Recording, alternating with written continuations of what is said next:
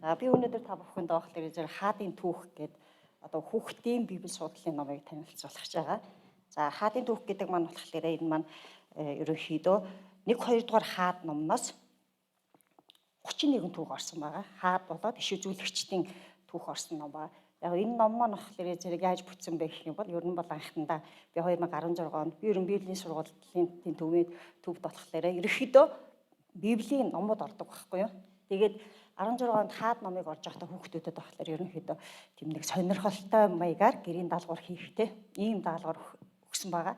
За тэгээд юуг өгсөн бэ гэхлээр ер нь яг хүүхдийн цуглаанд бас хүүхдүүдэд тийм ээ одоо итгэж хүүхдүүдэд хэрэгтэй эцэг эхчүүдэд хэрэгтэй ийм ямар нэгэн хэрэгтэй зүйлийг хийя. Тийм болохоор библийн түүхийг хэлбэршуулад тийм ээ хүүхдүүдэд ойлгомжтой болгоод яг үлгэр уншиж байгаа юм шиг тийм айгу сонирхолтой уншихаар ингэж бичээд бүгдээрээ гоё даалгавар хийя гэсэн. За тэгээ манай юунаа хүүхдүүд маань болохоор зэрэг 21 түүх гэхлээр бичиж ирсэн. За тэрэн дээр нь би нэлээд ажиллаад бичээд дараагийн хүүхдүүд маань нэг 3 түүх нэмээд за тэгээд дээр нь би нэлээд олон түүх нэмээд тэгээд энийг дасгал ажилтаа болгоод тэгээ бас бүр бага хүүхдүүдэд зориулаад болохоор зурдаг биш буддаг хэсэгтэй ингэж хийсэн байгаа. За энэ дээр харагдчихээн тийм. Тэгэхээр 31 түүх орсон. Хэрвээ хүүхдийн цуглаанд хэрэглэх юм бол 31 7 хоног буюу 7 сар хэрэглэнэ гэсэн үг байхгүй юу? Тийм ээ 7 хоног хэрэглэх байгаа. За тэгээд ер нь яг ганц би хараад байсан чи ер нь бол яг нэг номноос ингэж дагнж тийм ээ хүүхдүүдэд библи судлаад хийх юм ном байдгүй юм билээ л дээ. Тийм болохоор хаад номон дээр ажиллаж байхдаа ер нь бол ийм зүйлийг хийгээд үзье гэж ингэж шийдсэн байгаа да. За тэгээ энэ маань мэдээж хүүхдүүдийн маань тий одоо итгэл библийн мэдлэг боловсрол зан чанарын сүнслэг байгуулалтанд нь ч гэсэндээ мэдээж хувь нэмэр оруулна гэдэгт итгэж байна. За тэгэхээр хичээлтэй маань холбоотой.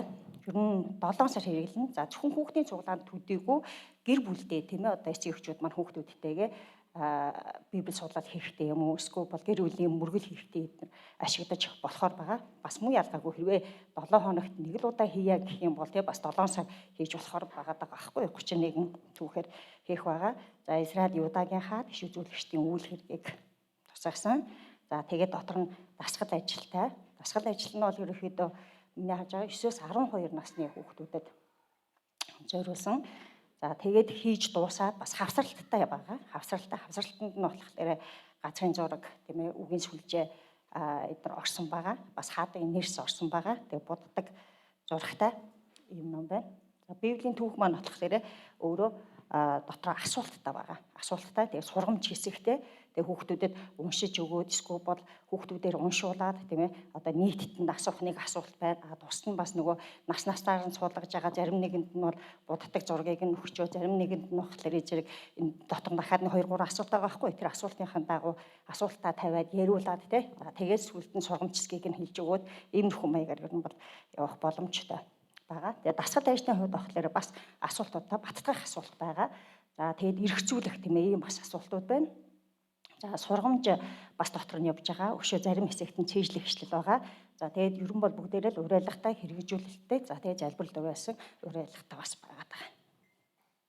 За хавсрал хэсэг маань болохоор иймэрхүү манай оюутан маань бас газрын зургийг зурж өгсөн. Тэгээд Юдагийн хаад, Израилийн хаадаг ингээд тус тусдан тийм ээ тэмдэглэж өгсөн байгаа. За тэгээд үгийн сүлжээг нь болохоор ерөнхийдөө саяын түүхэд орсон бүх юмнуудыг тийм ээ хамруулад үгийн сүлжээ зохиосон байгаа. За тэгээд буддаг зураг нь иймэрхүү. Ерөнхийдөө энэ дотор байгаа зургаа юу өнгөхгүй болгоол тий явцсан байхгүй. Тэгээд хүүхдүүдэд бол ингэж явах боломжтой. За ийм ном байгаа шүү. Манай библийн сургуулийн төвөөс гарсан. За баярлалаа.